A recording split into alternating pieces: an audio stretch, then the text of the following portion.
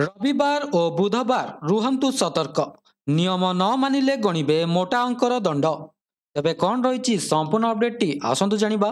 ता पूर्व भिडियोटी को लाइक और शेयर करी चैनल को सब्सक्राइब करबा पई अनुरोध।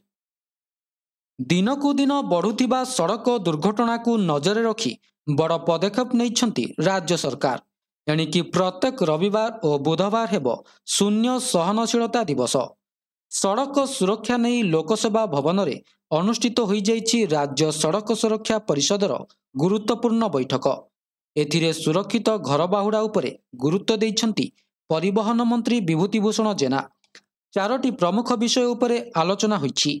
सेगुड़िक है सड़क सुरक्षा उपरे सचेतनता सृष्टि को गुरुत्व, नियम भंगकारी विरोध में दृढ़ कार्यानुष्ठान, नियमित चेकिंग सह जोरिमाना आदाय एवं रविवार और बुधवार शून्य सहनशीलता दिवस नहीं निष्पत्ति होइछि।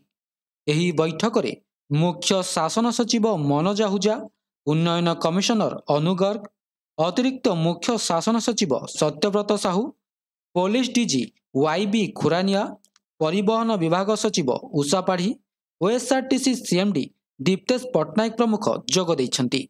तेबे यह थिला संपूर्ण अपडेट।